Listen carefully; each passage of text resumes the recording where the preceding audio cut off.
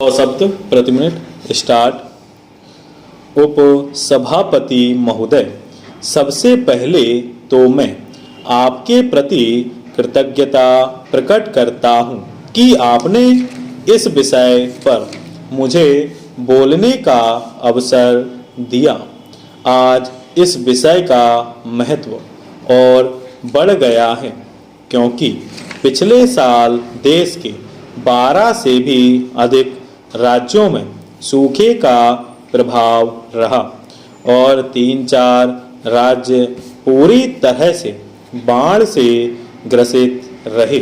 महोदय, उसका दुष्परिणाम न अभी देश पर से समाप्त हुआ है न उस इलाके के किसानों पर से समाप्त हुआ है। Paragraph change. एक बात का मैं और उल्लेख करना चाहता हूं कि एक के बाद एक कई घोषणाएं की गई, जैसे अभी मंत्री महोदय ने कीमतों में वृद्धि की घोषणा की।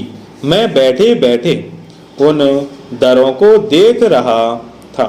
मेरी एक बात समझ में नहीं आई कि भारत की कृषि में जूट और पटसन का कोई स्थान है या नहीं है।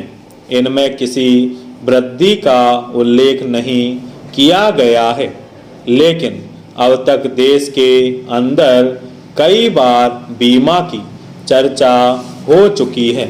मैं आपसे कहना चाहता हूं कि जिस प्रदेश से मैं आता हूं उसे बाढ़ ने 3-4 बार बर्बाद किया है और अभी इसी साल 5वीं बार किसानों को मार्च और अप्रैल के अंत में ओलों ने बुरी तरह से बर्बाद कर दिया है।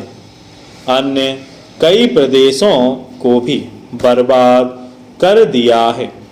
हम अगर फसल बीमा की चर्चा करते हैं तो इस फसल बीमा का जो वास्तविक लक्ष्य है वह पीड़ित किसानों को बचाना है, उनको राहत पहुंचाना है।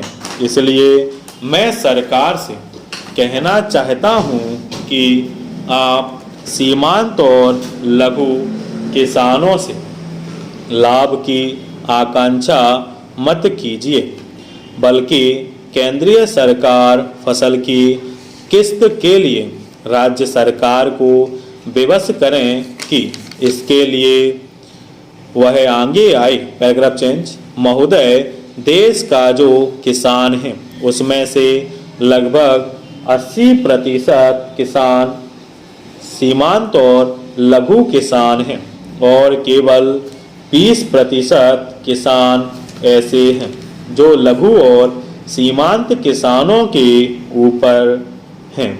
देश के अंदर खेती योग्य जितनी जमीन है उसका 80% लघु और सीमांत किसानों के हाथ में है।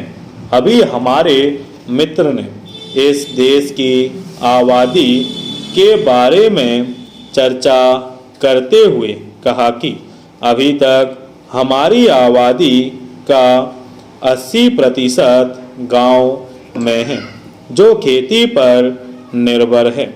उसके पास कोई दूसरा साधन नहीं है।